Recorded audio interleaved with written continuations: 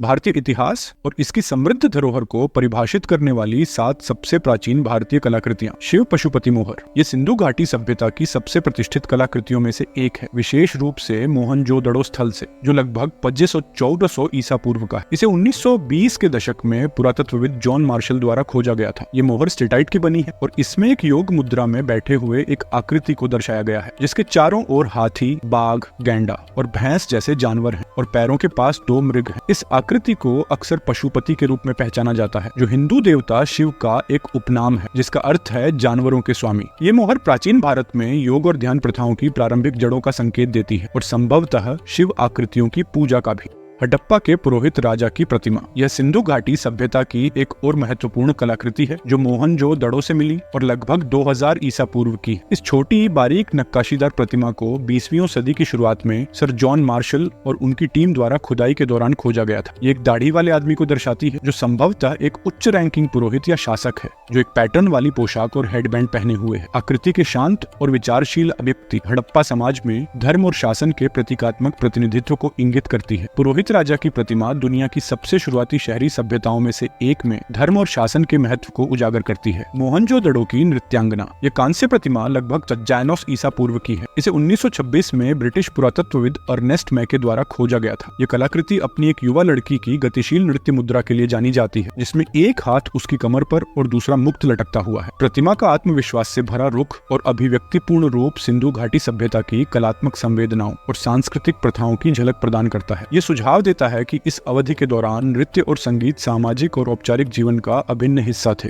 नटराज कांस्य प्रतिमा ये हिंदू देवता शिव को ब्रह्मांडीय नर्तक के रूप में दर्शाती है और ये दक्षिणी भारत के चोल वंश की कला की उत्कृष्ट कृति है, जो 9वीं और 10वीं शताब्दी ईस्वी की है। ये कांस्य मूर्ति तमिलनाडु क्षेत्र से उत्खनित शिव को तांडव करते हुए दिखाती है, जो ब्रह्मांड की सृजन, संरक्षण और विनाश का प्रतीक है। प्रतिमा शिव की गतिशीलता और आध्यात्मिक ऊर्जा को दर्शाती है, जो अग्नि की एक अंगूठी से घिरी हुई है, जो अस्तित्व के चक्रीय प्रकृति का प्रतीक है। नटराज प्रतिमा प्राचीन भारतीय धातु कला और कला का एक उल्लेखनीय उदाहरण होने के साथ साथ हिंदू ब्रह्मांड विज्ञान और दर्शन का भी एक गहरा प्रतीक है। गुड़ीमल्लम लिंगम यह शिव के लिंग के रूप में झात सबसे पुरानी प्रतिनिधित्व में से एक, जो 3वीं शताब्दी ईसा पूर्व का है। इसे 19वीं शताब्दी के अंत में ब्रिटिश पुरातत्वविद अलेक्जेंडर रिया द्वारा आंध्र प्रदेश के गुड़ीमल्लम मंदिर में पाया गया था। यह ग्रेनाइट लिंगम एक जीवन आकार की शिव की राहत के साथ उत्कीर्ण है। आकृति को एक प्राचीन और शक्तिशाली रूप में दर्शाया गया है, जिसमें एक हाथ उसकी कमर पर और दूसरा पानी के घड़े को पकड़े हुए है। गुड़ीमल्लम लिंगम शिव के मानवाकार और निराकार प्रतिनिधित्वों के बीच एक महत्वपूर्ण बिंदु के रूप में महत्वपूर्ण है, जो हिंदू धार्मिक चित्रण के विकास में एक महत्वपूर्ण बिंदु को चिह्नित करता है। भारतीय इतिहास और इसकी विशाल मान्यताओं का एक स्तंभ है। प्राचीन पांडुलिपियां प्राचीन भारत विभिन्न क्षेत्रों में संरक्षित पांडुलिपियों के समृद्ध संग्रह का दावा करता है, जो इसके ऐतिहासिक, सांस्कृतिक और बौद्धिक धरोहर के अमूल्य अंतर्दृष्टि प्रदान करते हैं। बख्शाली पांडुलिपि जो 1881 में पेशावर, पाकिस्तान के पास खोजी गई, थारी या 4वीं शताब्दी ईस्वी की है और यह एक महत्वपूर्ण गणितीय ग्रंथ है, जो ऑक्सफोर्ड विश्वविद्यालय के बोडलियन लाइब्रेरी में संरक्षित ऋग्वेद, जो 1502-1200 ईसा पूर्व के आसपास रचित सबसे पुराने जात ग्रंथों में से एक है। इसके सबसे पुराने जीवित पांडुलिपियां 14वीं शताब्दी ईस्वी की है, जो पुणे, भारत के भंडारकर ओरिएंटल रिसर्च इंस्टीट्यूट में संरक्षित गिलगिट पांडुलिपियां, जो 5वीं-6वीं शताब्दी ईस्वी की है, 1930 के दशक में गिलगिट,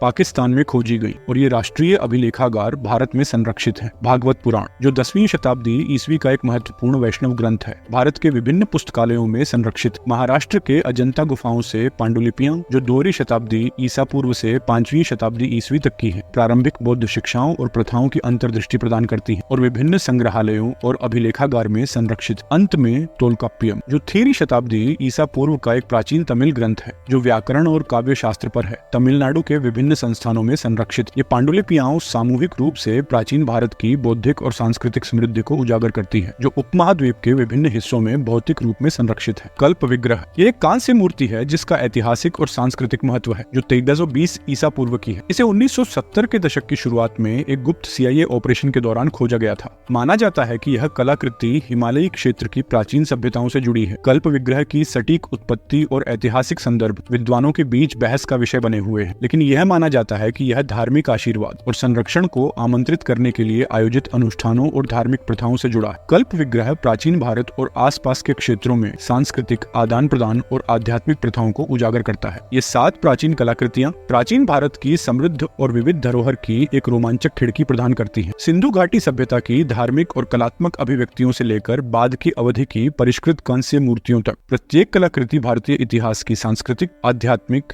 और ज्ञान के विकास को दर्शाती है। चैनल को लाइक, शेयर और सब्सक्राइब करना न भूलें। और यदि आप भारतीय इतिहास के बारे में अधिक जानना चाहते हैं तो बाएं वीडियो पर क्लिक करें।